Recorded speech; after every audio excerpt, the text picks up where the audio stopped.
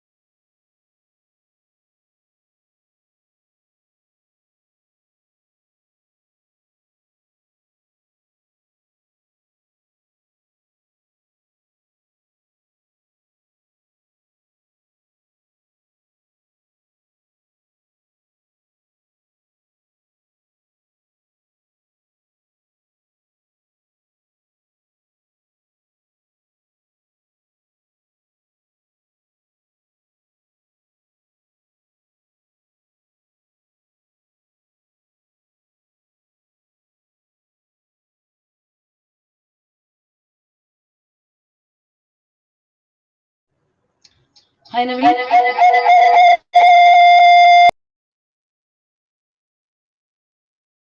Lot of echo.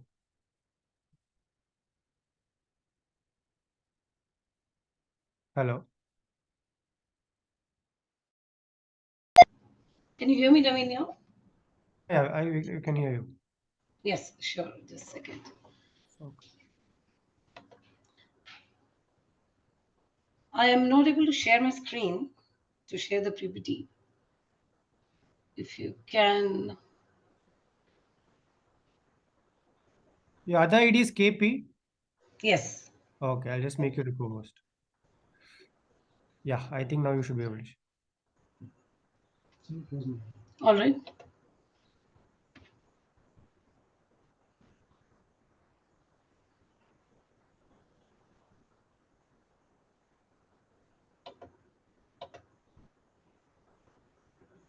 Sure.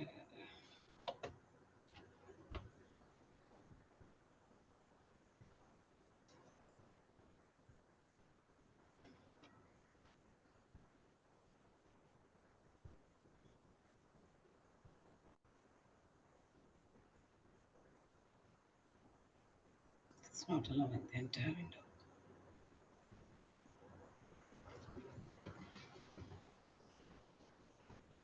Yeah, we can see your screen. Oh, great. Thanks. So, welcome all, and sorry for the technical glitch. And welcome to yet another session of Friends of Elephants. It's good to have all of you. I'm sure a lot of you would have attended previously as well, but for the benefit of the people attending first time, let me introduce what is Friends of Elephants, what group it is. So Friends of Elephants is not an organization, and it is an association of people and organizations who have come together with the common goal of disseminating knowledge linked to elephants as well as the other wildlife science, conservation and welfare through art, culture, literature, movies, panel discussions and talks, and so many other varied ways of awareness. So these events have been conducted since April 2014, and then these were offline sessions and were conducted in Bangalore. And post 2020, these have been moved to online sessions. And so our expectation is that people who attend formally or informally participate or help in developing appropriate conservation and welfare measures for wildlife, including elephants. Now, moving to, let me just quickly take you to the structure of the session. This will start with my introduction. I'm Kaweri Pattar. It will be followed by a talk by Miss Floriane Blot. And further to that, there'll be a conversation between Mr. Aminual Raj Pant and Floriane Blot. And last and the best session would be the Q&A moderated by Mr. Sanjay Ajanikar. So let me quickly give you a brief introduction of myself. I'm from the field of commerce and I've been working in the investment banking industry since 17 years. And I've been in risk and compliance and vendor governance and operations area. Along with this, whenever I get time and holidays, I use this time to fuel my passion, and I've participated in many of the projects. A few of them are Captive Elephant Study in Bandipur in 2014, and one is Kodugu Barrier Survey and Elephant Population Estimation that was held throughout India in 2017, and few of the other things I have participated in. So, yes, welcome again to the Friends of Elephant session. And the topic of this session is Elephant of Nepal.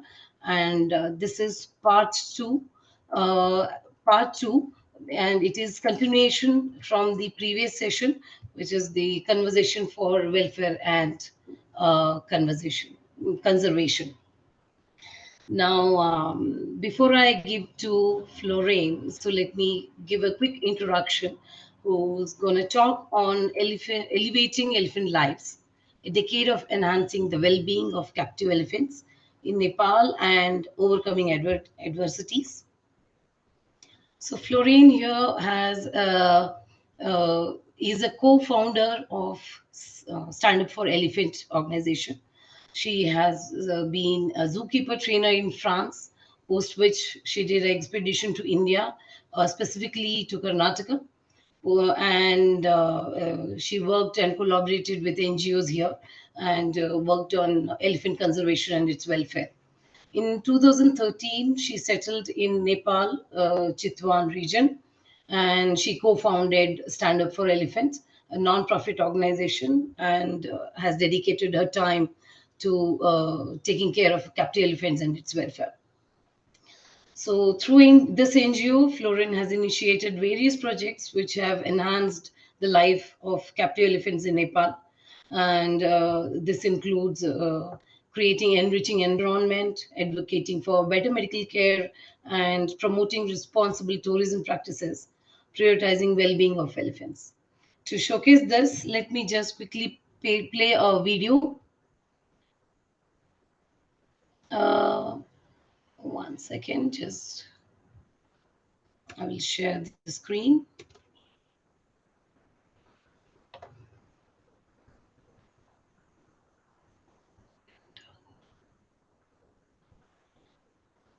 All right. Are you guys able to see the screen? Yes, Yes. Okay.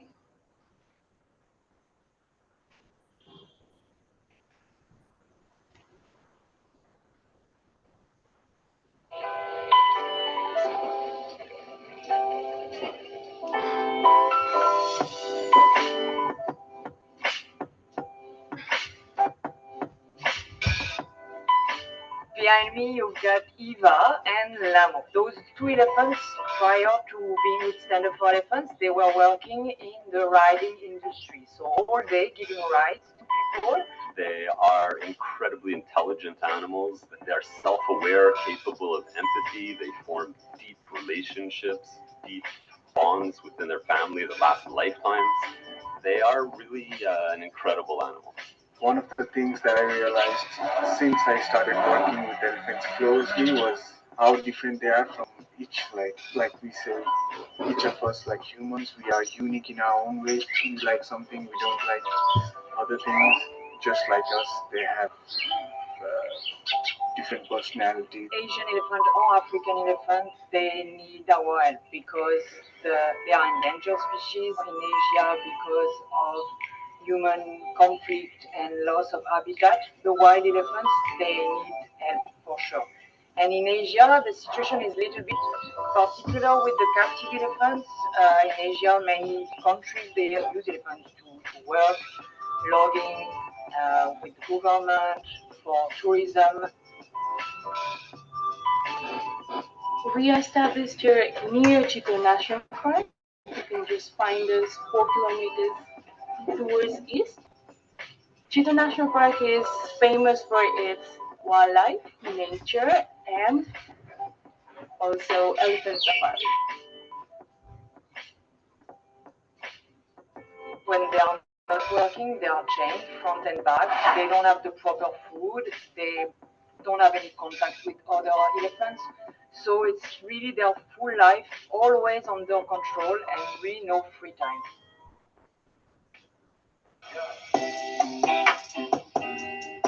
We want to give them a better life, as much as possible free time in the jungle, and the rest of the day free time here at the sanctuary, good food, good friends. They are really good friends together, and also to show as an example, in a way, that this is possible, that place is possible to reproduce if other elephant owners are interested in doing the same. It's a very nice model, how they take care very nicely. So that is how they help us to make chain-free me, inspire me. From that 2020, I start chain-free program for the 7 of them 11.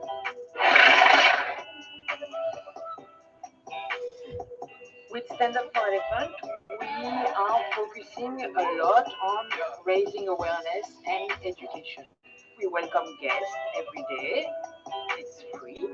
They can come, and mostly it's an information session. We exchange, and after they can observe the medical treatment through positive reinforcement training. We go in the schools, and we also invite the kids here. We've got few games, we have special days, and many fun things. We teach them about the jungle, about wild elephants, but also about captive elephants and animals in general. We have a lot of farmers who are growing food for elephant organically, and it's for sure income for them. Regarding the production, we are buying it, and also other local women, we buy handicraft from them, so wallets, bracelets. So it's really to show the community that it's beneficial to everybody to have this type of management with elephants. We're also trying to improve the lives of the mahouts. We give them respect. They're part of the team. यस बसालेको नबसालेको नि राम्रै भइरहेको छ यहाँ चाहिँ खानपिन यहाँको चराउनी राम्रै छ त्यो हात्तीले पनि यहाँ चाहिँ खुसी छ राम्रो छ When you see them being elephants, when you see them in a way ignoring you, like they are living their lives and they are not worried when you are nearby, or they don't care. And at that moment, you see like they are happy, they are living their lives together. They are really good friends, and they sleep when they want to sleep, and sometimes they sleep late in the morning, and they eat whatever they want to eat. They gain weight, they are in better shape. So at that moment, we are really happy.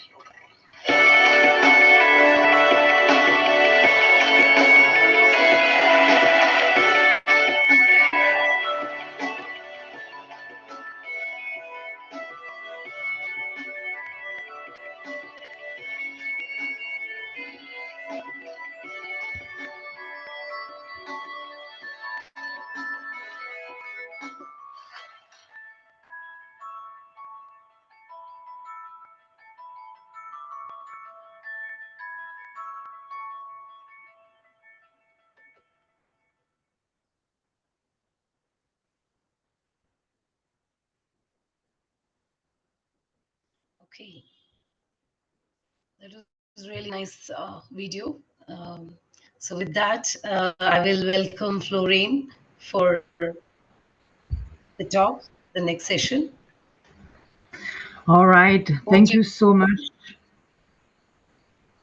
Thank you so much. Thank you so much, Kaweri. Thank you. I'm Floriane. This is Aminual. Thank you for welcoming us and letting us talk about elephants in Nepal. I had the pleasure to be on the first part with Dr. Michel, and I'm really happy to talk more about the issues that our NGO is facing, and in general regarding captive elephants mostly. Before starting my small, really small PowerPoint, because actually I would rather have a conversation with Aminual after and answer questions, because it's difficult to be really precise, and like we are facing so many different and like a huge variety of like issues here. So I still did a PowerPoint, but I think it will be better to have a conversation about it if we can. But for those of you who wants to see the video, it's on YouTube. You just have to look for Stand Up for Elephants. So I'm not gonna explain who we are, also because it's kind of clear in the video, and I'm not gonna enter into all of the issues that those elephants are facing here in Chitwan, because I think Dr. Michel, in the first part of that conversation about elephants in Nepal, she did the best job. So I'm not gonna repeat the same things, because it was really clear.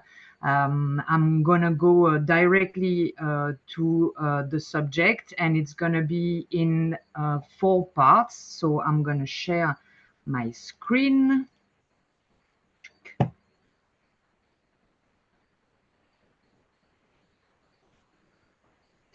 So can you all see the screen?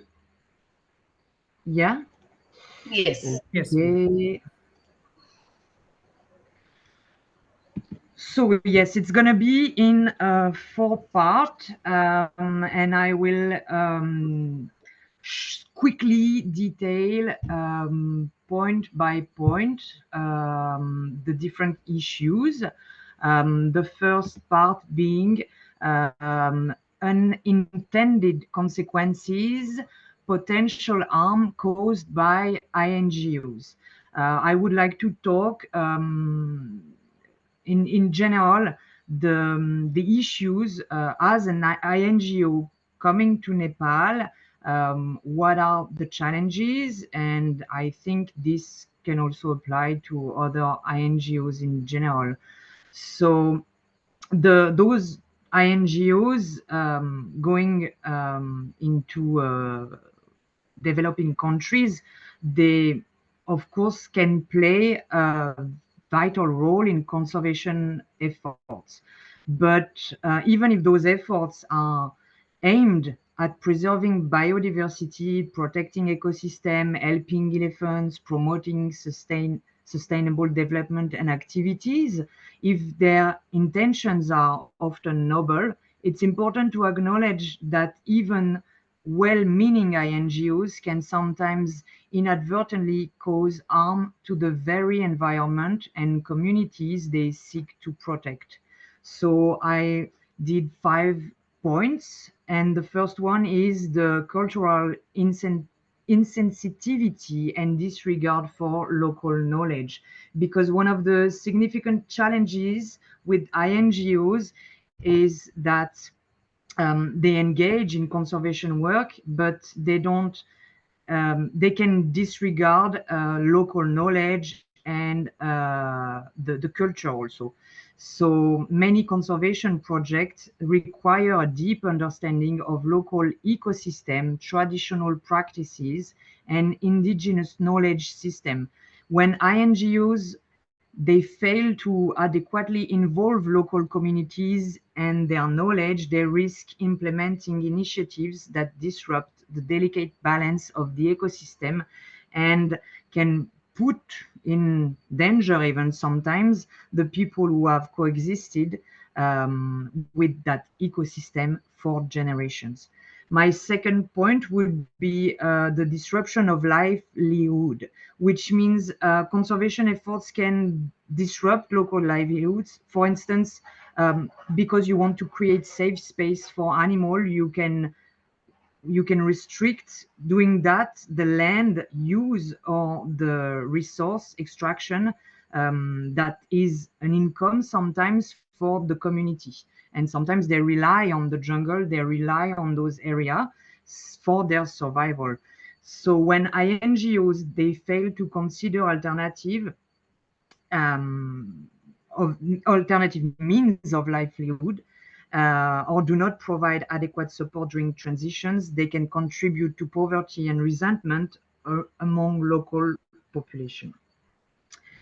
My third point is imbalance of power and dependencies, because the INGOs often hold significant financial and or technical resources, which can lead to an imbalance of power between the organization and the local communities.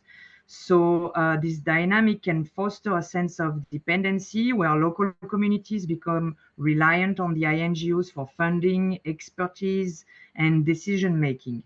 Such dependence can be harmful to the development of the local capacity and autonomy, and it's not really sustainable, of course. You also have, Floriane, sorry to yeah, interrupt.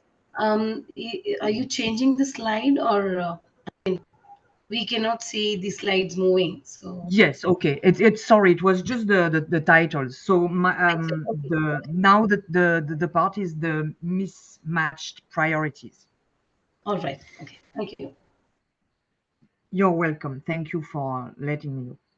The INGO, sometimes they can bring with them a set of priorities that align more with the interest of the donors or to some kind of agenda rather than the actual needs and aspiration of local communities. So of course, this can lead to projects that do not resonate with the community's values or address their most pressing challenges, resulting in a lack of community engagement and ownership.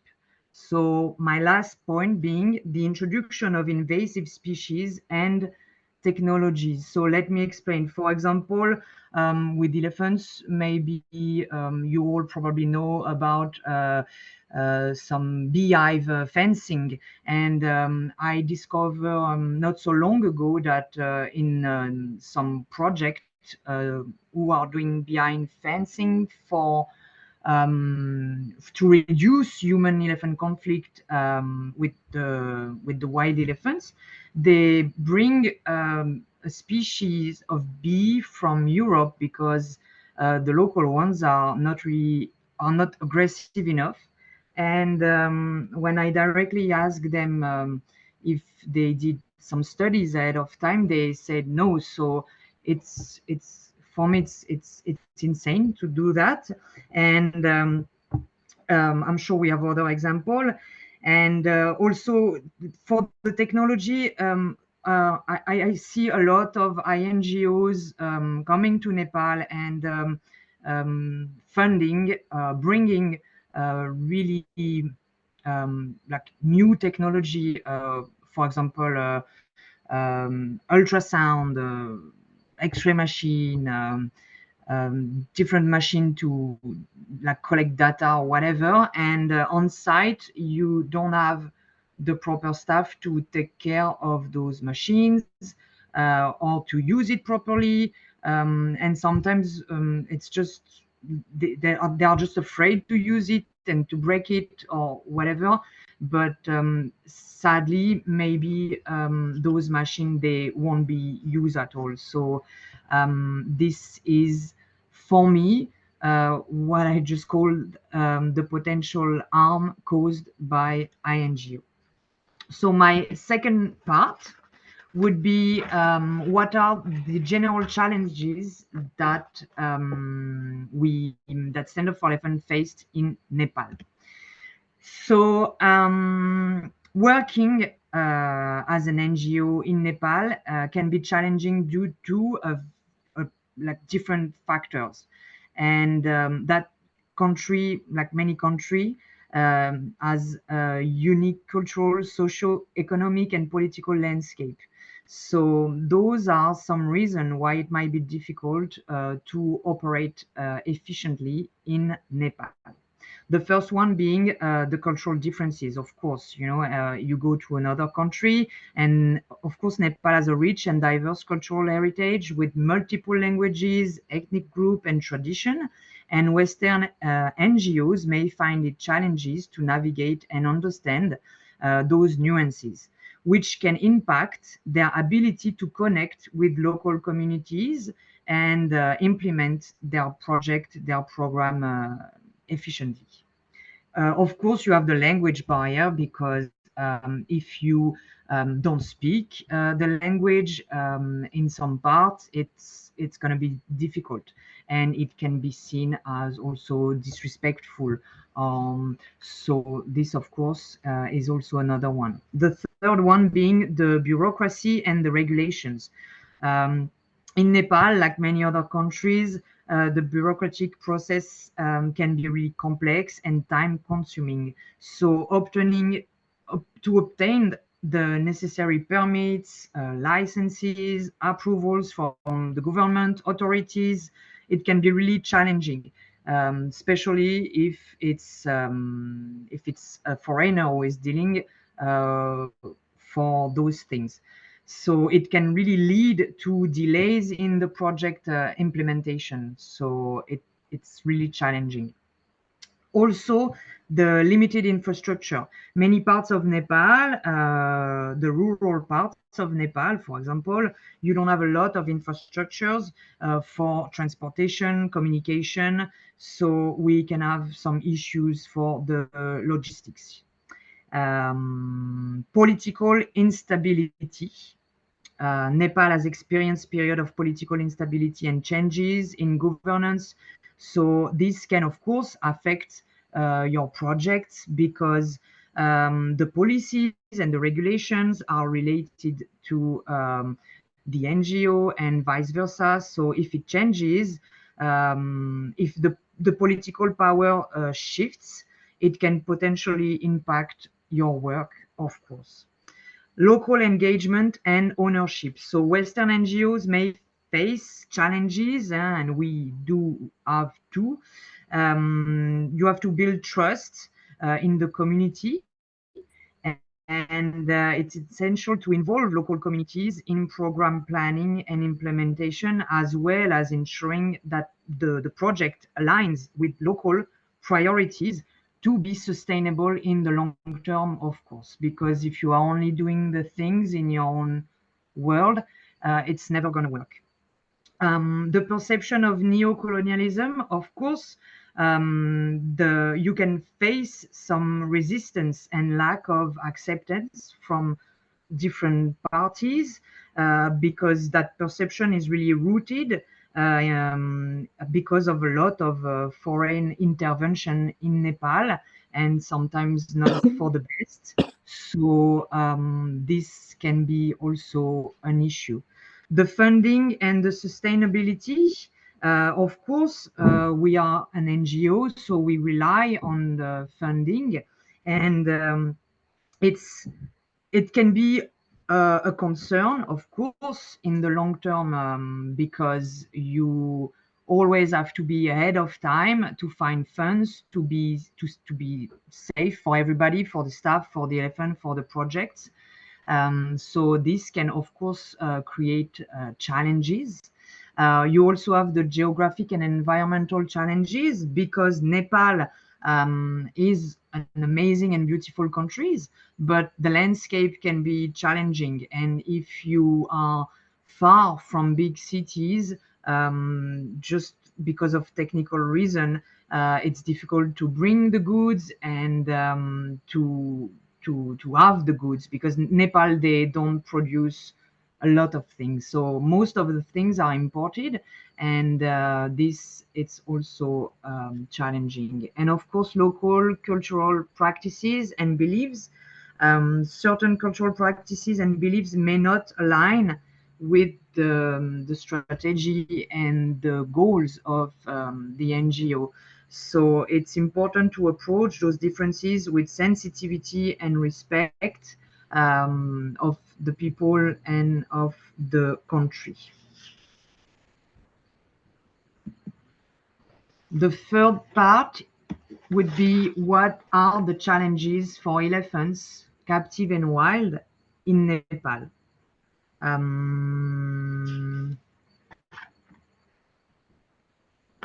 Let me check. Okay. So captive elephants in Nepal, like other countries in Asia, face numerous challenges, many of which are related to their well-being, conservation, and the ethical concern surrounding their captivity. Some of the key challenges include, my first point being, of course, habitat loss and fragmentation. The natural habitat of elephants in Asia, and of course in Nepal too, is being rapidly destroyed due to agriculture, urbanization, infrastructure development, etc. Which leads to my second point, human-elephant conflict. So this loss of habitat leads naturally to an increase of human-elephant conflict and forces more elephant to be closer and closer to villages and to have more and more contact with human. In Nepal, we also have the illegal trade. So whether they are captured from the wild somewhere and then sold, or just born in captivity and sold within, for example, between India and Nepal, used to be a big issue, and it's still an issue. It's getting better, but it's still an issue. Of course, those elephants in captivity, they suffer from physical and mental health. So because of the inadequate living condition that Dr. Michel explained in detail in the first part of that talk, in the previous talk. So lack of proper care, stress, confinement, etc. So those issues, they lead to many also body issues, wounds, food problem, malnutrition, psychological distress, etc., etc. Another challenge for the captive elephants, abuse and mistreatment. In some cases, captive elephants are subjected to abuse and really harsh methods in order to make them compliant for various tourism, here, mostly in Nepal. So tourism and entertainment. So in Nepal, they are used, those captive elephants, mostly for tourism. I'm not talking about government elephants who are used to patrol the national parks. So to be able to use elephants for entertainment purposes, riding, elephant bath, photo, whatever, of course you have to use force. And those activities also involve a natural behavior and horrible living condition, and it is detrimental to the elephant's well-being. My next point being the lack of legal protections. Some countries, they have inadequate legal framework, and Nepal is, I think, one of those countries. They are actually trying to work on more protection and more regulation, but it's still not done.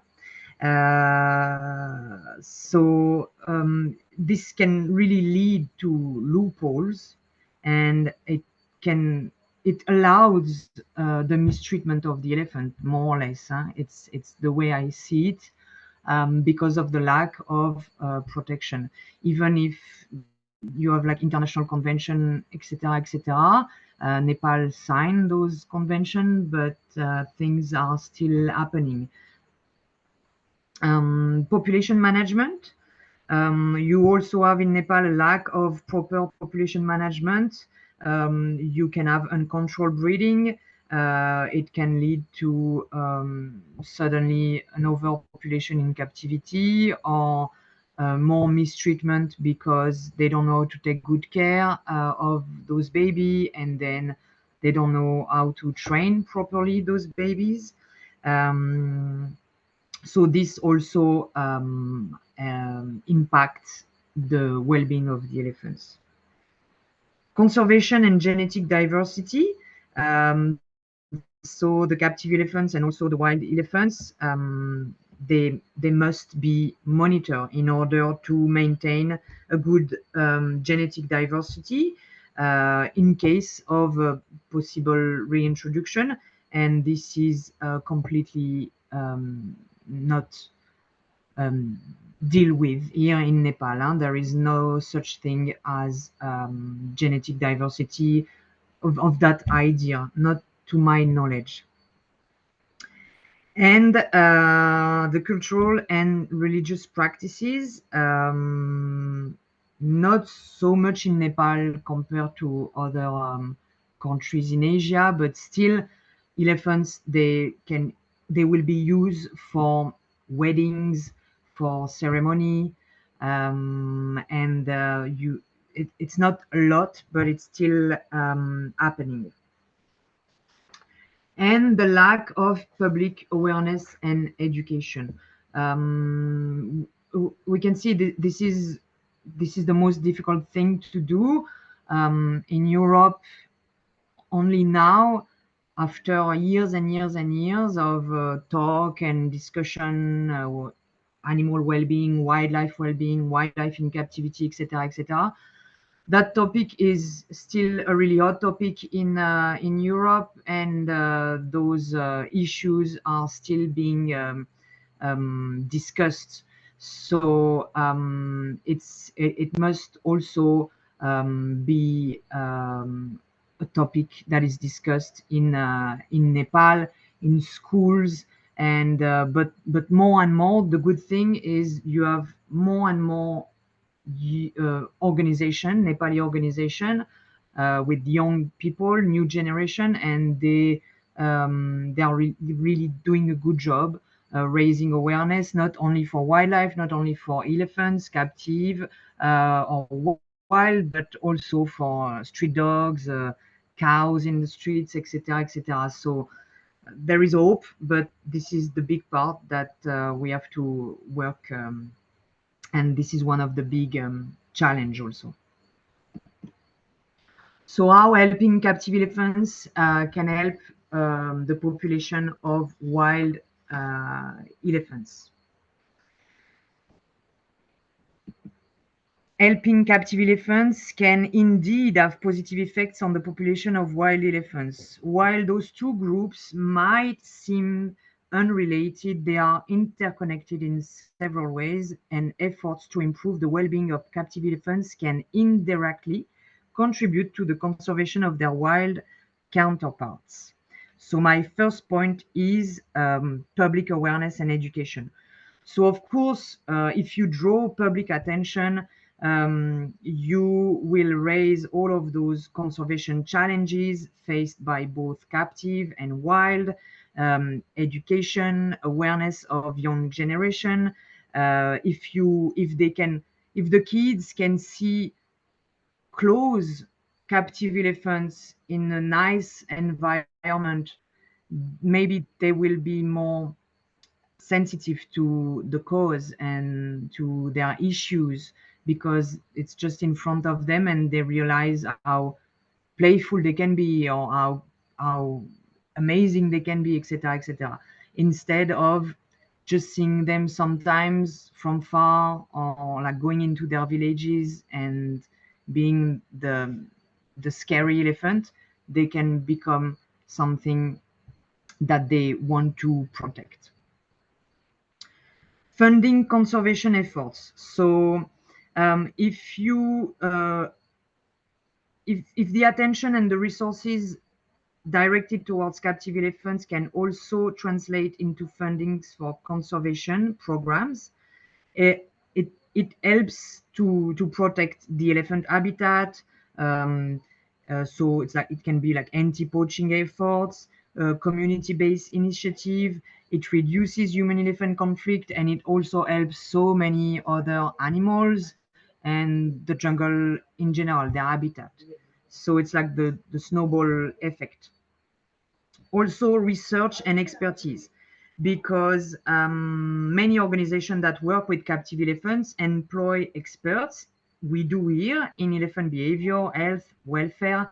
So those experts, they can contribute valuable knowledge to research on wild elephants, and it can help the conservation efforts by providing insights into the biology, the social structure, the overall well-being. Of course, captive elephants is not completely the same as a 100% wild elephants, but it can help the captive ones because easier to study, like biologically it's easier to draw blood often on a captive elephant than on a wild one, etc., etc.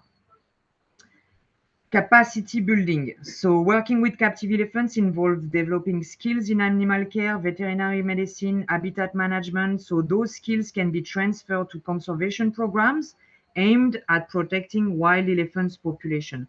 This is really our goal here. Our goal here is to, let's say, protect the captive elephants, but they are, let's say, they are bridge to conservation to the wild elephants, because the main goal is to keep the population of wild elephants healthy and to reconnect the population with the needs of those elephants. So local communities can also benefit from training related to wildlife management and conflict resolution. That's also what we do here. Aminual is the perfect example, but since many years that we are here, we try to train as many locals if they are willing to learn, because you don't have a proper educational route to follow if you want to work with elephants, or if you want to work with wild elephants, captive elephants. You don't have that kind of degree in Nepal, so it's important to share knowledge and to train anybody who wants to learn more about elephants in general, and then they can, again, the snowball effects, they can train other person. So this is also really important. Of course, I repeat myself, but it's always the same: genetic diversity. In some cases, captive elephants, they could potentially contribute to maintaining a good genetic diversity within elephant population. So it's really crucial to take care of those captive elephants, because now the ratio of captive and wild in Asia, it's almost, for example, in Nepal, you have the same amount of captive elephants than you have wild elephants, almost, you know. So at some point, we really have to consider those captive elephants too, and not only focus on wild ones. We can help both together at the same time. It's not one or the other. Advocacy for stronger regulation. Once again, improving the welfare of captive elephant often involves advocating for stricter regulation and guidelines for their care and treatment. These advocacy efforts can also influence policymakers to implement stronger measures for protecting wild elephants in their habitats. As soon as you acknowledge that those elephants, they have needs, and you, of course, if you acknowledge that the captive elephants have needs, you, of course, it leads to helping the wild elephants too. And we, for sure, it can lead a shift in attitudes, because positive changes in how people perceive and treat captive elephants can lead to a broader shift in attitudes towards elephants in general. This can foster greater respect for elephants, natural habitats, of course, the jungle, and contribute to a culture of conservation. So while these indirect benefits are significant, it's essential, to note that they should complement direct conservation efforts for wild elephants, protecting and restoring their habitats. addressing human-elephant conflicts and implementing effective conservation policies remain critical components of safeguarding wild elephants population. Thank you very much. Thank you, Floriane. That was really enlightening. And I can see that you have covered almost all the points in the area of elephant conservation, working towards the welfare. And I like the points mainly helping the captive elephant, how indirectly it can help the wild elephant conservation and working towards that, and how the local working along with locals will expedite our efforts of working towards the welfare. Thank you so much. So this will move on to the next section. Let me share my screen.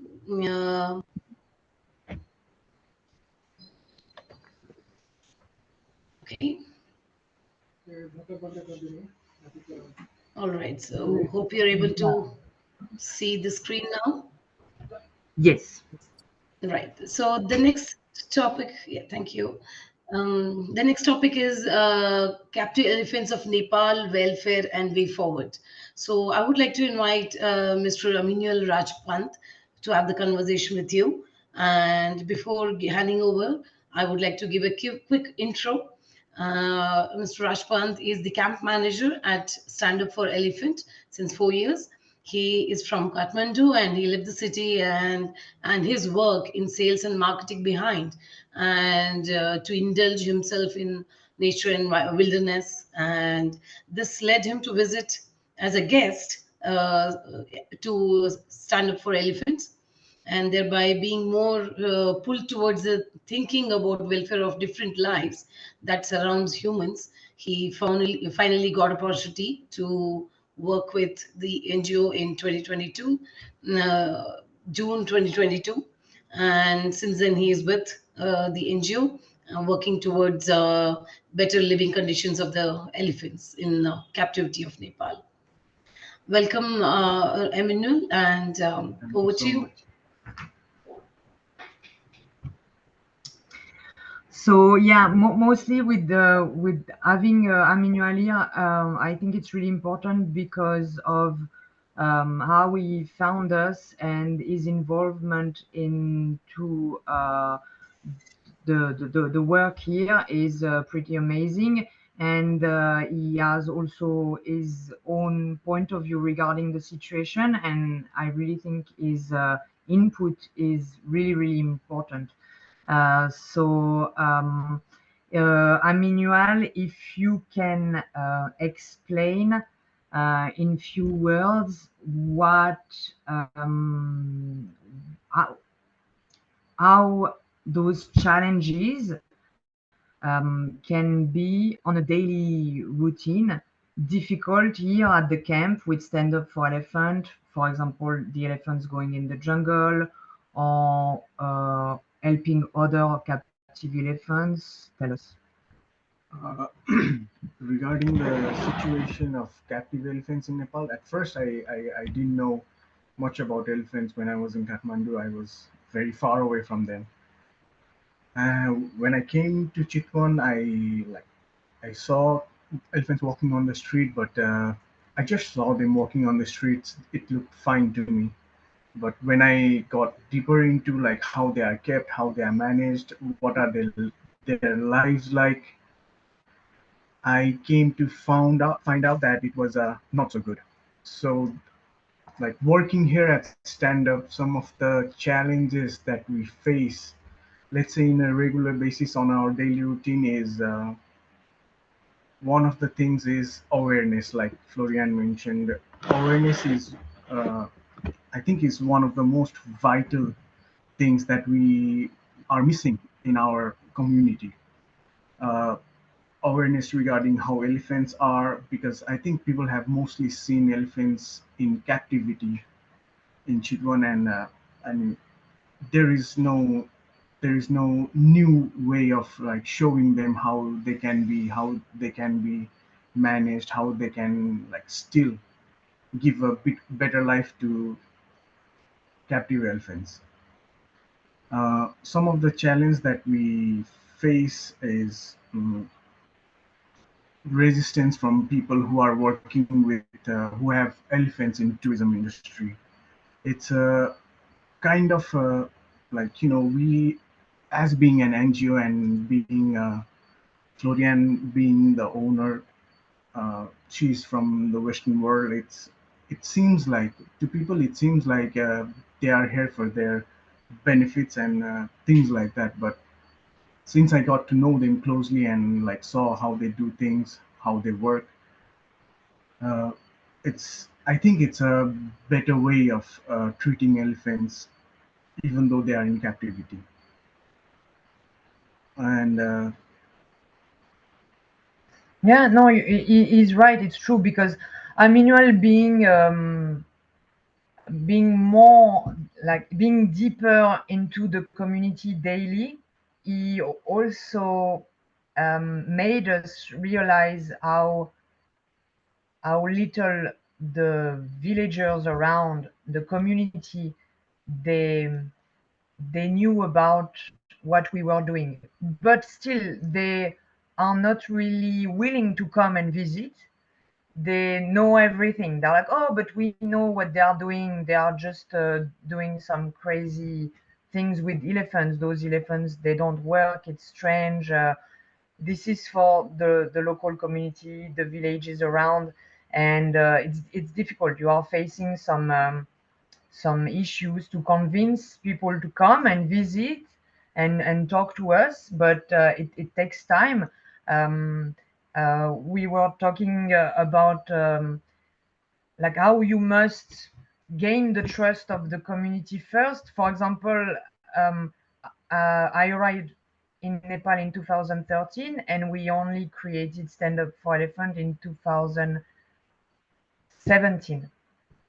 And before that, we were here and we were still working, but it's difficult. You cannot just come, like Aminual says, especially coming from the Western world. You cannot come and just say, okay, I'm going to do this, because this we see with other INGO and it's never working.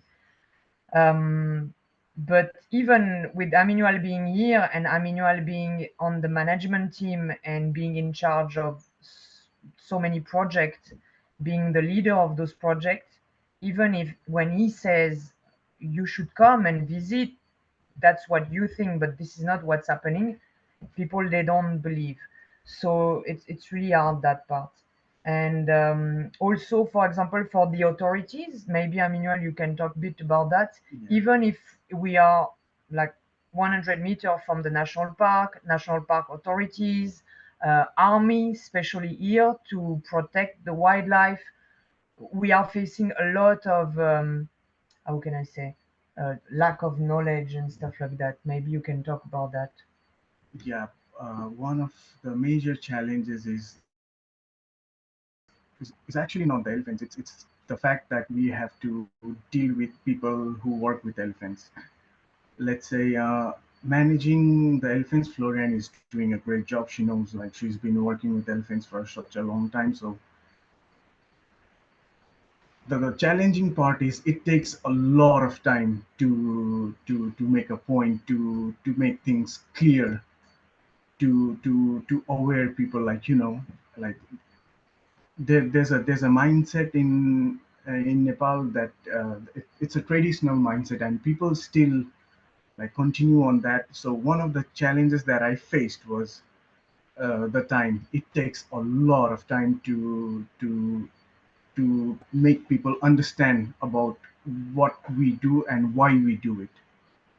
Even with the authorities, like it's I mean, for Nepal, one of the things is like she mentioned, it takes a lot of time for any process to move forward.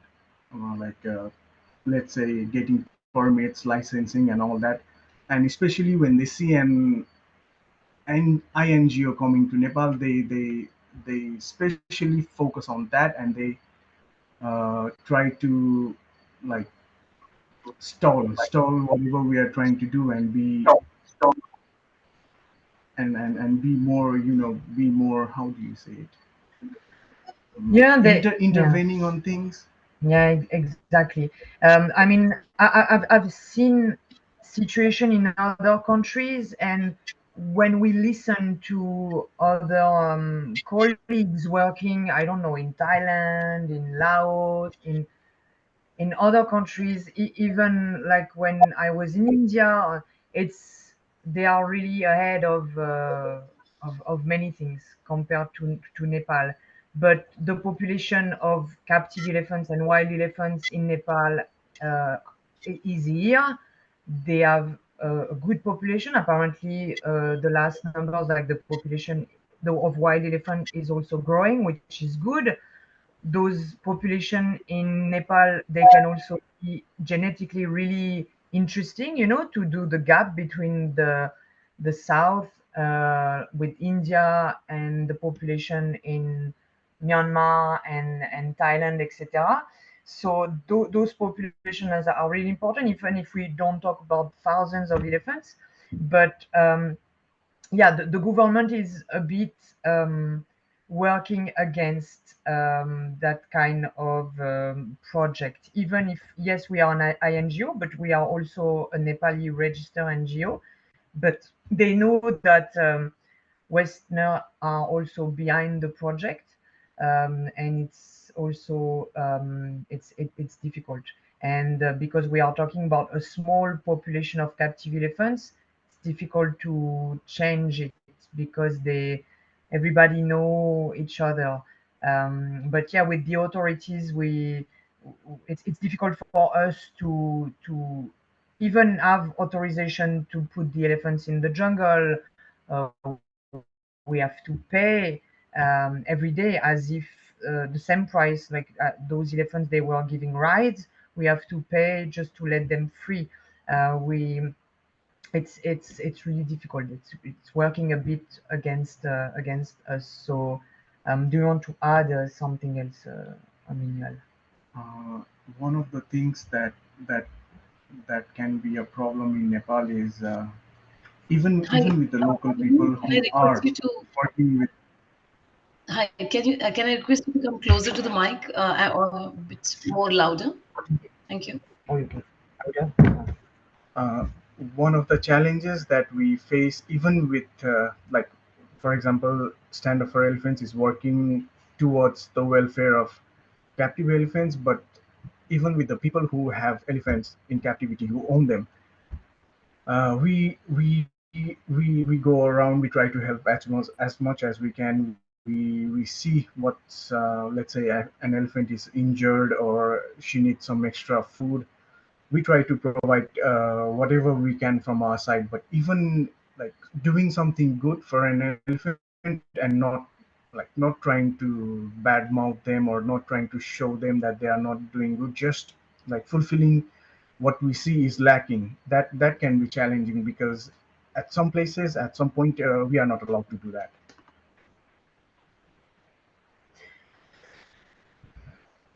Yes, it can be really challenging. We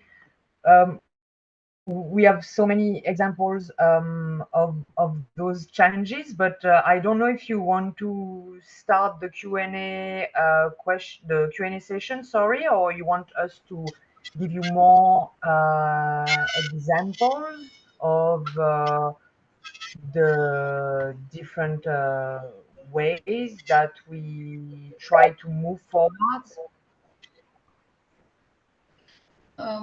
I think we can move to Q&A. And meanwhile, answering the questions, you can also give examples. Um, Yeah, okay. so That's that let me just hand over to Sanjay. Before handing over, quick intro, please. Mr. Sanjay is a BTech in chemical engineer and specialized in pharmaceuticals. Postgraduate in management studies with specialization in marketing. Welcome, Sanjay. And I know I have worked with him and I know him from a couple of years now. And he's worked as a market researcher and loyalty program professional. And you can read his quote as well. So I would like to say it's been great working with him and looking forward to work more. Over to you, Sanjay. You're on mute. Yes. Thank you, Kaweri. Am I audible enough? Yes, you are audible. Yes, yes. And I think our esteemed guest is on mute. She is, yeah. Yes, Lovely. we are back. Yes, yes. It's a good to have, a sequel, I would say, of the event. Yeah. The interesting part is, we had, or rather, we are calling sequel immediately. It is. Sanjay, your voice is breaking, I believe. Okay, I'm just going to put myself off on video because I'm traveling and the network is not so great. So is it better?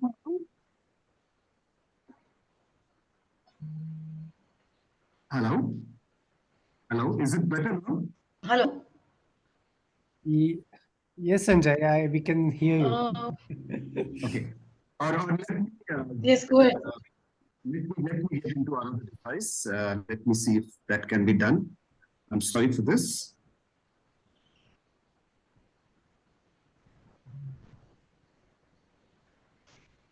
Meanwhile, I request any of the audience have any questions, they can put it in the chat and Sanjay would pick them up.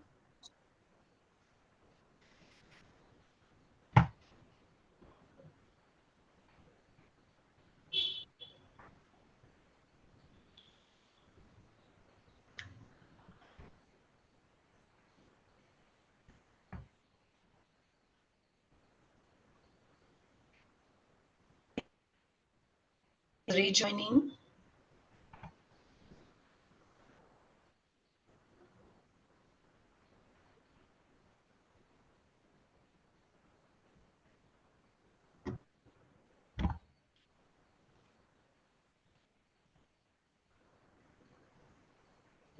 I think we can take one of the questions that Michelle has asked.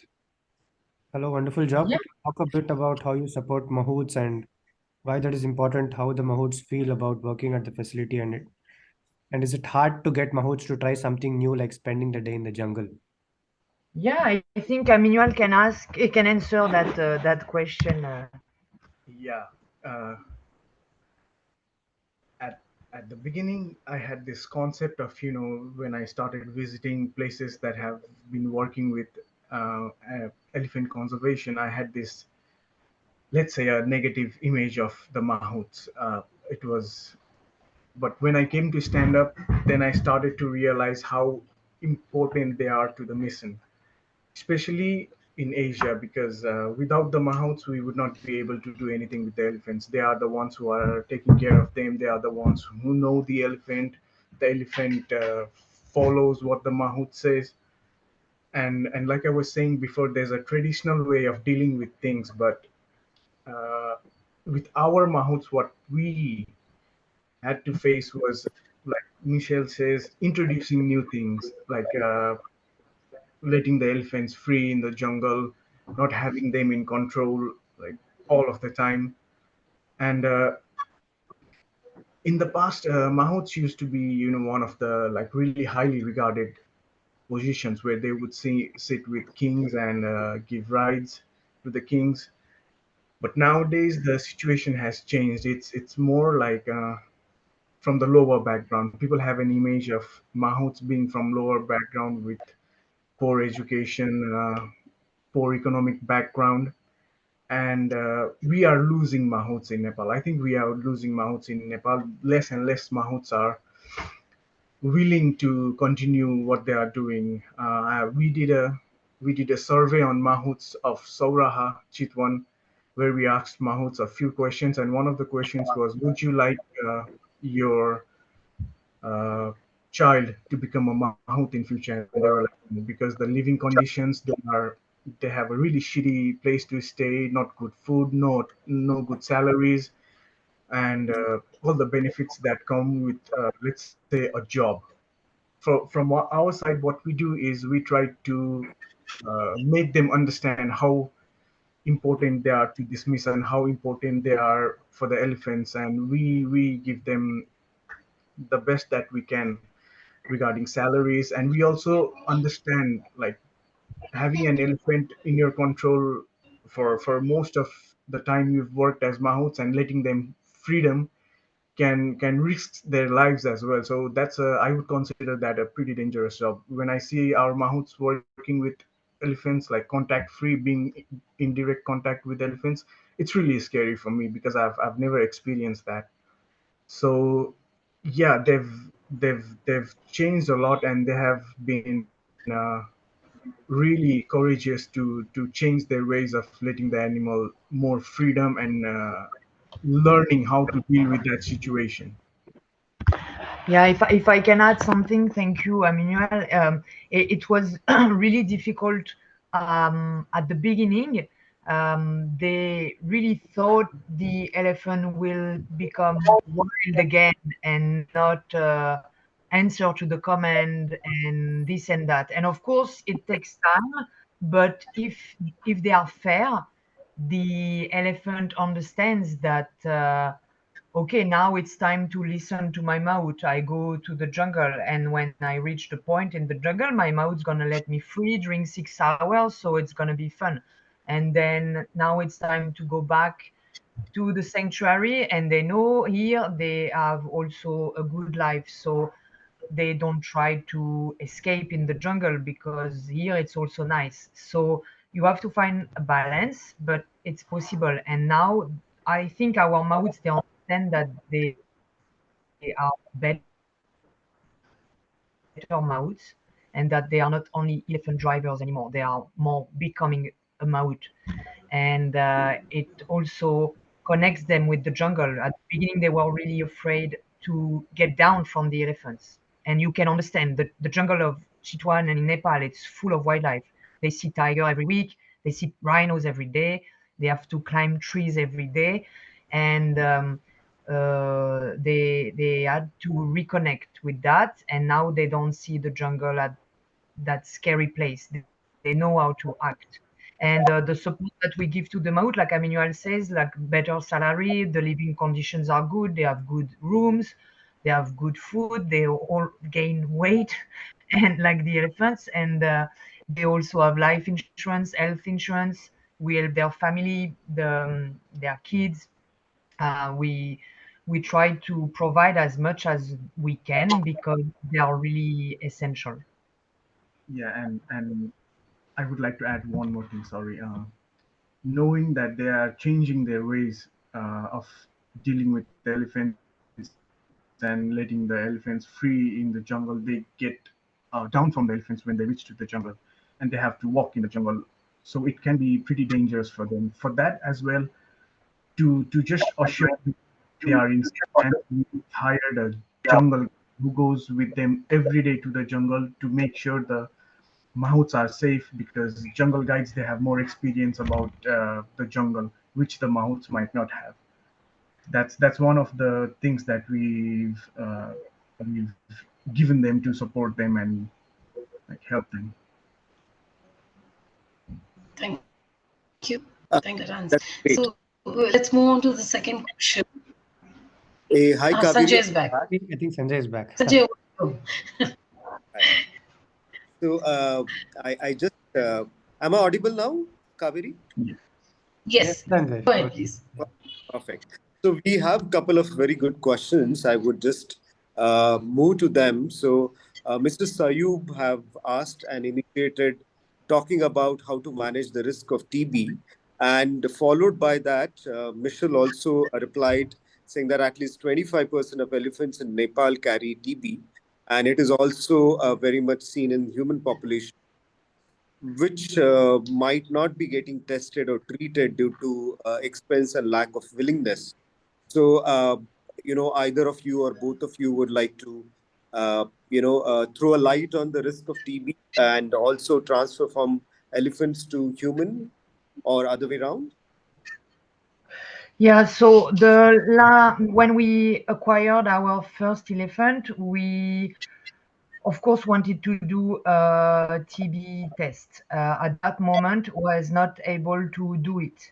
There is one of the challenge that we face here is to be able to have uh, uh, to be able to analyze data. blood, whatever. It's difficult. Sometimes you have a group of professionals. They come. They can do it on site. It's difficult, especially with the TB, because at some point they were using a fast test, and that fast test at that moment was not really reliable. So you had a lot of false positive for TB. So we don't know exactly. So what we do, because yes, you have a risk of transmission, we test the staff regularly to be sure in that way, and it's always negative. That's the only thing. I hope I answer your question.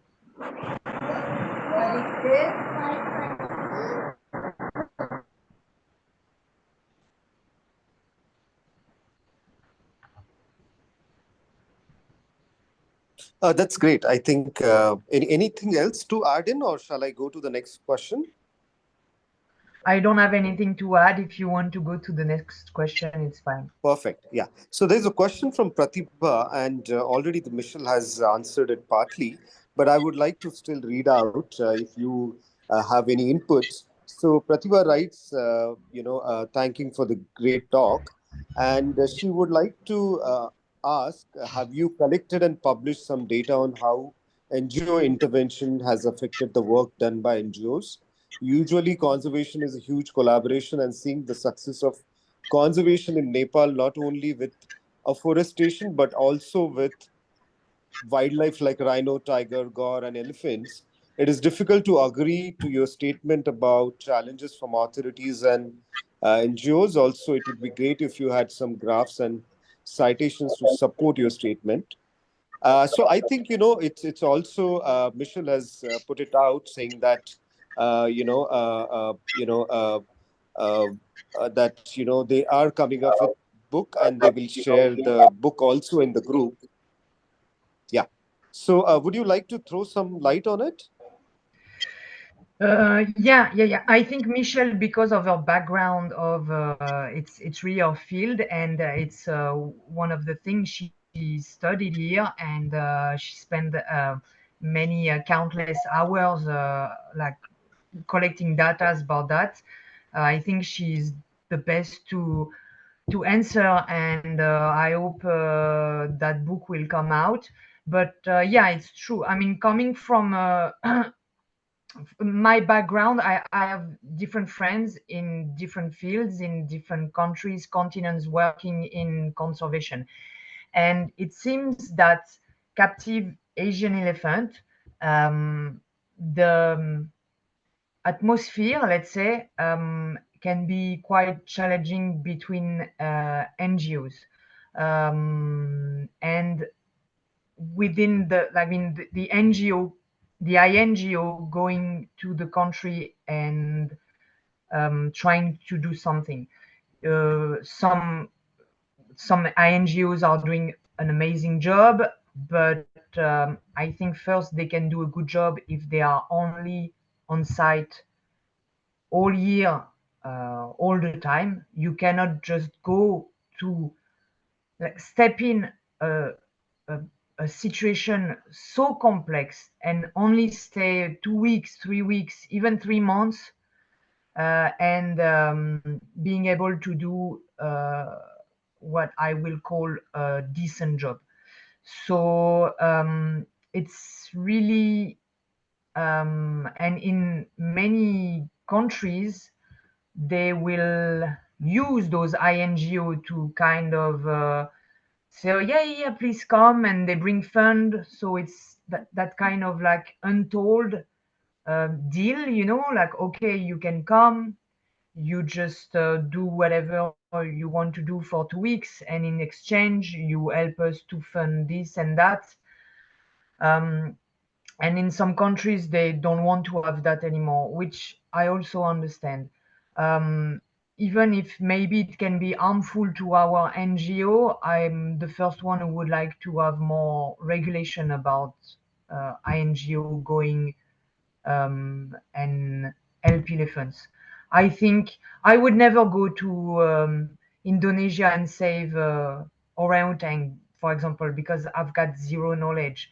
But in Nepal, you can more or less do that. You can have zero knowledge of elephants, and you can create a place and have 20 elephants if you want. So I think this should be more regulated. But you're right in your question. I think it was Pratibha. Yeah. When you say that normally there is a huge collaboration, it's what's normally happen. But between INGO and government and within different INGOs, it can be really challenging, and it seems to be quite particular to captive Asian elephants in Asia.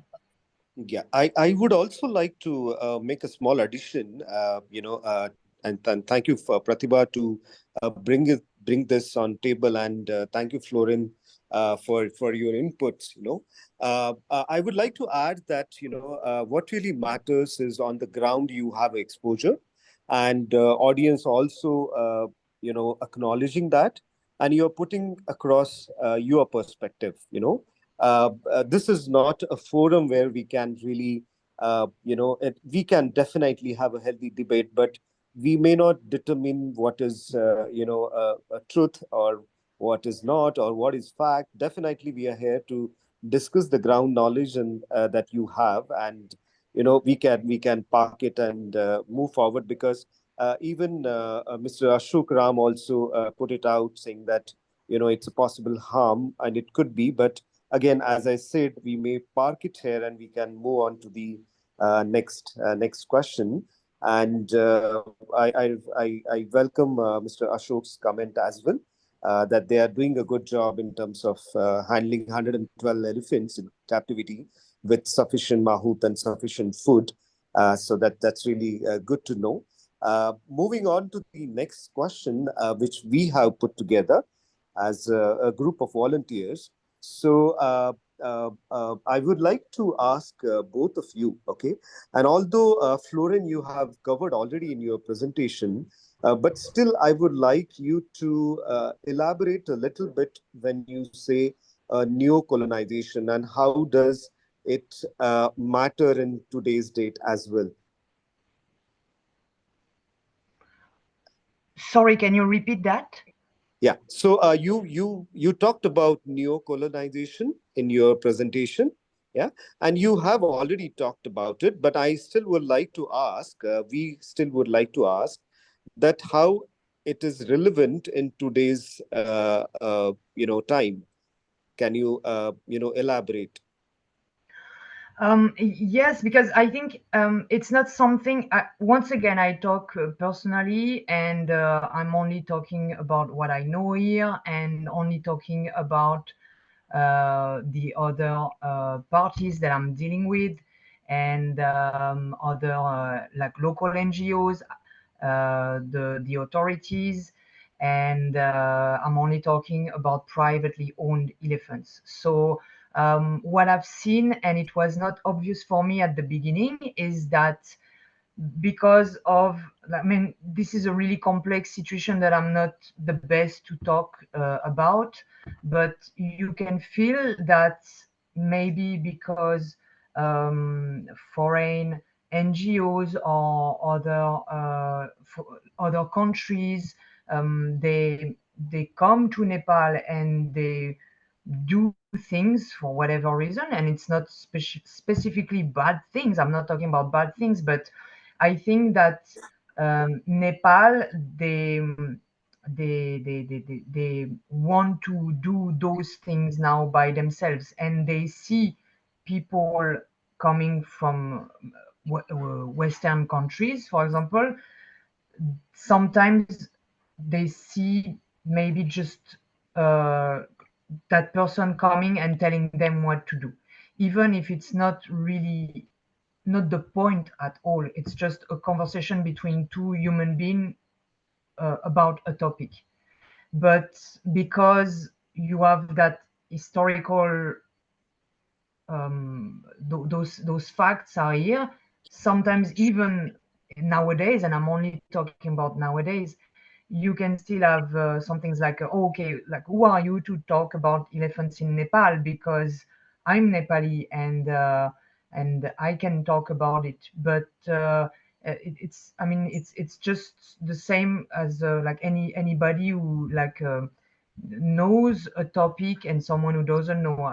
I don't think the the ethnicity or the origin of that person Yeah, counts a lot. If yeah, that person has some knowledge and you right, don't, right. or vice versa, it's just, maybe True, I'm a bit true, true. stupid, but we are just human beings, and if Yeah, our goal is similar, this should happen. But still, it's yeah, happening yeah. sometimes. It's not a huge challenge, but it's part Sure, of some sure. of the challenges. Yeah, but I totally understand that situation because you know this is like I remember reading one of the papers, and very interesting paper which compares Indonesia and Singapore and Sri Lanka and India, and how post-colonization these countries are still having to deal with couple of identity issues, and very beautifully it has narrated, and it could affect in the conservation work where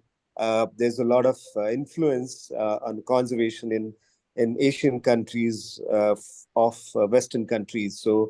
But what I would like to also point out, Florian, that you have been there in Nepal and you guys are doing really good work. So that itself talks a lot that you are working really well on that challenge.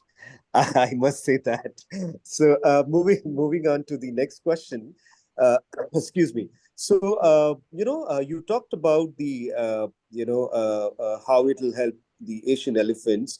Couple of points there. You have talked about the genetic research. So how's it has been handled in Nepal in general, and is there anything that you guys are doing in this context with respect to the elephants which are there with you, at SU4E? In terms of, have you done any genetic research or genetic testing for the elephants? No, nothing like that. I try to talk with the veterinarian about that, but it's difficult because maybe because of lack of staff or too much work of everything combined. The national park is big, a lot of animals, so Right, I don't know exactly and I don't know everything that's happening there. So I don't have a lot of update about that. From our side with the Stand Up for Elephant, nothing is done about that. We have one of our two elephants who suffers from tumors in her uterus. So she's now sterilized to block the tumors to grow. And our goal is not to do breeding. So we are not really focused on that. And but what we do for sure is we are full on the authorities, behind the authorities, because nowadays they are pushing to implement new policies, registration of elephants, and this and that. So I think this is a good first step yeah, to have a clear view yes, of like how many elephants, the age, and all of that, and then after the step, the next step, the next steps in the future would be probably those study in sure, case of future sure. reintroduction, for example. Sure, sure, sure. Maybe we can collaborate on that front and see how we can take it forward. Also, I think this could be the last question when it comes to challenges. We should move beyond challenges now. So I would like to ask Aminul that in his experience working with elephants with Mahood, have you faced any situation or maybe any story that you would like to share with us where you just reached wall, like there is no solution, and neither Florian could help, So any challenge like that which you would like to underline, and again, this is just to have those kind of situations on the table, so that we understand how difficult it is. It's not really an easy job, just from that point of view. And it's all right not to answer this question as well. Uh, till now, I wouldn't say that I've hit a wall because I've just been in the organization for a year, and the way things have been changing with Mahouts, the way of working. So it's like I said, it takes quite a lot of time to actually get them used to the new ways of doing things. Uh, for example, let's say getting off the elephants. At the beginning, I remember they didn't want to do it. They were like, no, the jungle is too dangerous. The elephant is in the jungle. It can be dangerous for us and all of that. And we had to work out a way. And it took quite some time to come up with solutions like providing them a, a guide to help them be more secure in the jungle. And even like when the two elephants here were introduced to each other, getting the mahouts used to the two elephants, Right. because one of our elephants is a bit aggressive and she's dangerous. So it took some time to get them used to it, but nothing that I've experienced till now that has not been Sure. like changed or Sure. anything. Yeah. So I'll jump to the next question in that case. And as I say, let's keep the challenges behind. And so would you like to share any story, where you would like to share with audience, and for those who would log in later and see this video, would you like to share any story where you really felt that, hey, you know what, this is best decision I have taken, and I've joined this a community where we are helping elephants and doing such fantastic job, so would you like to share any story, Aminual, with us, with audience? Thank you for that question. Yeah, of course, it's. I don't think I would be here. I don't think anybody will do a job if it was like too much challenging, only challenges. And of course, no, you're right. I think it's always important for me to talk about things that are not going well, because I think those topics can be a little bit like hot, let's say, and but it only can evolve to the good of those animals if we talk honestly. But of course, every day something is good. It's every day when you for the elephants at the sanctuary, when we see them daily being psychologically better, even if it takes years, you see those improvements every day. When you see the mouths also now being able to go on with their day and do the things like professional, and being able to spot behaviors that they were not even aware of before, because their elephants were chained and they were not expressing any kind of behavior, and every time they would stop them from having like happy behavior or aggressive behavior because they didn't know. But now they know, and when they see them, for example, playing in the mud in their enclosure, they laugh. And so all of those things every day, it's those small victories, and it's really nice to see all of those things. When you see uh, persons like Aminual being able to understand and to fully commit to the project, because you must to work in that field, you must have an affect to that type of project, because those jobs are not office job. You cannot see working with animals as an office job, because it's day and night sometimes, and you don't have a lot of rest, and it's hot, and you still have to do it, because the elephants, they don't care if it's hot. You still have to do the job. They don't care if it's cold. They don't care if it's pouring rain. So you must be committed, and it's really good to see people who wants to get involved, and we have more and more um, young person coming to us, and they want to get involved. So there is a lot of hope for the future of those elephants, and I'm really happy about that. And it's what, for my part, it's what I focused the most on, because otherwise it's too difficult, of course.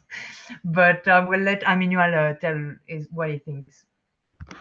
For me, yeah, it was one of the best decisions that I've taken, especially working for, let's not working for someone, but working for the elephants, for the better life of elephants, for helping them in whatever way I can, especially learning since I've joined here, to learning like every small details from how the enclosure should be, how they can be made chain free, what are the diets, what are the care routine of the elephants, what are the things that you need to notice.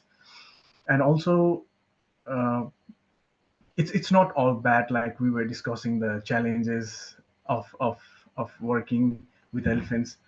It's it's small compliments from people around who actually, like, support us, from the community, from the even sometimes, when we visit other places, other places with elephants, even the owners sometimes giving us compliments on how well we are doing, and seeing some owners change the way they were keeping the elephants, and moving towards a chain free uh, enclosure. It's yeah, I'm happy for that. I'm happy to see the elephants being free, being them. I'm happy to see the changes in the mahouts. I'm happy that some other mahouts in town are inspired by how we take care of mahouts. We try to support other mahouts as well, like who are not doing good, who are not, let's say an elephant is not giving a ride, there's no income for the owner. So yeah, we try to help as much as we can, and to see them being happy and understanding us, and like giving us compliments on, yeah, it's a really nice place and things like that. It's yeah, I hope, I have hope for a better future. So that's really That's that's really credible. And since we are talking about future, I have this question for Florian. Both of you can answer possibly. But when we are talking about the future, so with the current practices, the changes that we are talking about in owners' perception, the way owners are handling the issue sensitively, the changes that you are bringing in Mahut's life, and that could also become inspiration to others, as Aminul has said. So, looking at the changes, looking at the current challenges, looking at the restrictions, what do you think the future of captive elephants in Nepal in terms of their welfare? Yeah, Let's say it's in also a down good the question. 10 year or down the 20 year, how do you see it, in terms of welfare of captive elephants in Nepal at overall level? Yeah. I think the things they will change. Whether it's because of a pandemic or because of whatever reason, the tourists, or it's going to change. The population of captive privately owned elephants in Nepal, it's getting old. They are not all really old, but they are quite old.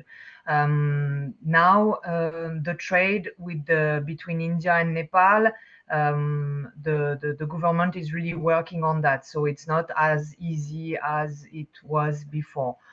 So it's maybe a good thing for those elephants who are in Nepal now, because they I think the change will come because of uh, owners, like just one person who owns, I don't know, two elephants, and he wants to change the way he keeps his elephants, so it can be a private initiative, let's say, and those initiatives, of course, we help, not very much financially, but more with the knowledge, because you are Nepali or you are French, it's the same. If you don't know how to do an enclosure for an elephant, someone told me how to do it. You cannot just know it by the grace of the whatever. So you have to help that person with that kind of knowledge, and we do it. And some elephants now, they are unchained because they came to that place, to our place, and they saw that it's working, and then they ask for advices. So within 10 years, I think few of the owners, maybe they will switch to something more like that. And maybe for the rest of them, the government within 10 years will finally implement like regulation, so more like elephant welfare, more rules, and less chained, more like better situation for them, better conditions. But I only see hope for those elephants, because the privately owned elephants right now, the bar is really low, so it's difficult to do worse than what's happening. In a way, it can always be worse, but I think it's going towards a brighter future for those elephants, because the government is changing, because the owners mindset are changing, because the new generation, they don't want to ride elephants anymore. So all of that combined, I think it's gonna be good. Yeah, and one more thing, compared to other Asian countries, the number of privately owned captive elephants in Nepal is really low. I mean, in Thailand, I've known some places who have more than 100 elephants in one place. So I think in Nepal, the privately owned captive elephants number is less than that. So that's one of the things that is on our side, and yeah, we think that it can be done. Perfect. So let me get into my next and last question. So since there are some really good changes that you brought in terms of Mahout's condition, because I remember saying this in the last event as well, where we also are having this dialogue in India, and we had this recent meeting with a corporate where we were talking about some funding, where they were keen to know what are the areas they would like to fund. And one of the areas which surfaced in terms of elephant welfare is, a kind of a course for Mahout, and that's very interesting thing. I myself realized that there is a need, because the captive elephants numbers and we maybe because of the since we already discussed this in the last event, we may not discuss it, but the number of elephants would be there in captivity as well in the future. So that need is there. And one interesting thing that Aminual has shared, he said that Mahout are not ready to have their next generation coming into such kind of job.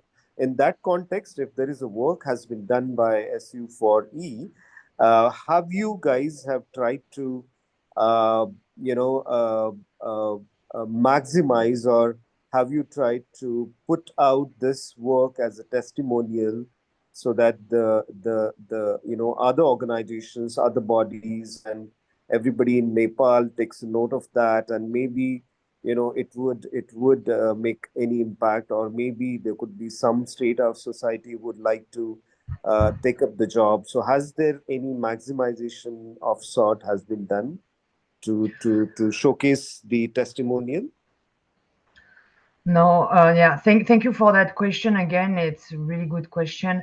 And uh, first, I would like to say no, not in that kind of way. The problem that we have also is that we are a small team, and we also see that we exactly like you said, you could have a full organization working for that cause. So no, we didn't exactly did that. It's more punctual things, like I was mentioning on the last talk. Bring a good experienced Maut from India and teach Nepali Mauts how to do ropes, natural ropes for the elephants, for the collar, because those nylon ropes, they just Yes. so it's more like that, like punctual things. I also